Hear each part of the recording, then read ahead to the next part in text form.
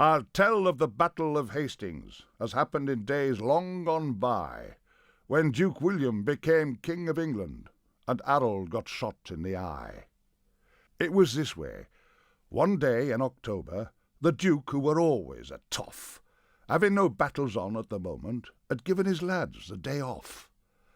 They'd all taken boats to go fishing, when some chap took Conqueror's ear, said, "Let's go and put the breeze up the Saxons." Said Bill, "By gum, that's an idea." Then turning around to his soldiers, he lifted his big Norman voice, shouting, "Hands up, who's coming to England?" That was swank, 'cause they hadn't no choice.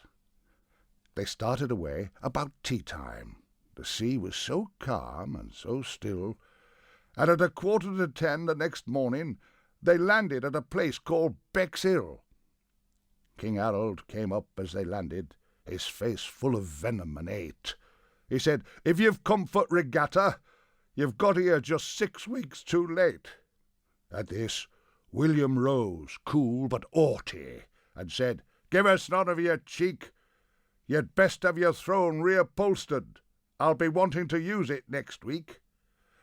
When Harold heard this here defiance, with rage he turned purple and blue, and shouted some rude words in Saxon, to which William answered, "And you!" 'Twere a beautiful day for a battle. The Normans set off with a will, and when both sides was duly assembled, they tossed for the top of the hill. King Harold, he won the advantage. On the hilltop he took up his stand, with his knaves and his cads all around him, on his horse, with his hawk in his hand. The Normans had nought in their favour. Their chances of victory seemed small, for the slope of the field were against them, and the wind in their faces and all. The kick-off was sharp at 2:30, and soon as the whistle had went, both sides started banging each other till the swineherd could hear them in Kent. The Saxons had best line of forwards, well armed both with buckler and sword, but the Normans had best combination, and when half-time came no one had scored. So the Duke called his cohorts together and said, "Let's pretend that we're beat. Once we get Saxons on level, we'll cut off their means of retreat." So they ran, and the Saxons ran after, just exactly as William had planned, leaving Harold alone on the hilltop, on his horse, with his hawk in his hand. And when the Conqueror saw what had happened, a bow and an arrow he drew. He went right up to Harold and shot him.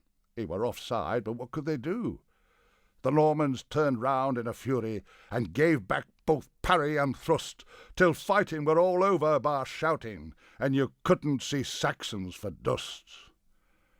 And after the battle were over, they found Harold so stately and grand, sitting there with an eye full of arrow, on his horse, with his hawk in his hand. Aye, aye, and we haven't stopped sobbing ever since. Poor Harold, he was ever such a nice chap. Aye.